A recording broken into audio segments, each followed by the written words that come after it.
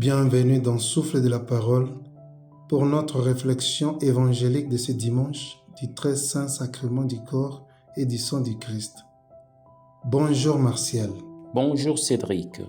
Quel trésor devons-nous tirer des lectures de ce dimanche? Aujourd'hui, l'Église célèbre la fête du Saint-Sacrement, le corps et le sang du Christ. C'est une fête née au Moyen-Âge pour honorer l'Eucharistie, mais qui garde toute son actualité. Elle nous rappelle que le Christ est réellement présent au milieu de nous, qu'il se donne comme nourriture et qu'il nous unit en un seul corps. Dans le livre du Deutéronome, Moïse invite le peuple à se souvenir. Au désert, Dieu l'a nourri d'une manne qu'il ne connaissait pas, pour lui apprendre que l'homme ne vit pas seulement de pain, mais de tout ce qui sort de la bouche du Seigneur.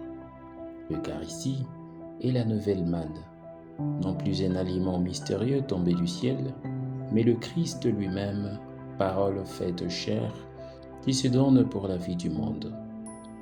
Elle nous apprend à dépendre des dieux, à recevoir de lui notre force et notre espérance. Saint Paul, dans la première lettre aux Corinthiens, nous rappelle que la coupe des bénédictions est communion au sang du Christ et le pain que nous rompons est communion au corps du Christ.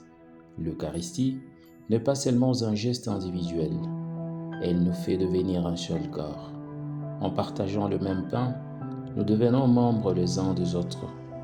La fête du Saint-Sacrement est donc aussi la fête de l'Église, appelée à vivre l'unité dans la diversité, à être signe de communion dans un monde souvent divisé.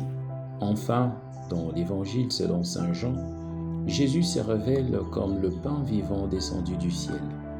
Il ne parle pas seulement des symboles. Ma chair est une vraie nourriture, mon sang est une vraie boisson. En recevant l'Eucharistie, nous accueillons la vie même de Dieu en nous. C'est un mystère d'amour. Le Christ se fait nourriture pour que nous ayons la vie éternelle. La fête d'aujourd'hui est donc une proclamation de foi. Nous croyons que le Christ est réellement présent, qu'il se donne à nous, qu'il nous transforme. Quelle grâce devons-nous demander à Dieu? Célébrer la fête de Dieu, c'est reconnaître que l'Eucharistie est le cœur battant de l'Église.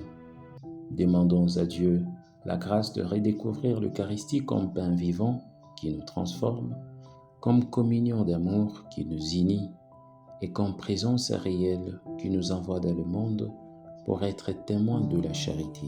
Ainsi soit-il.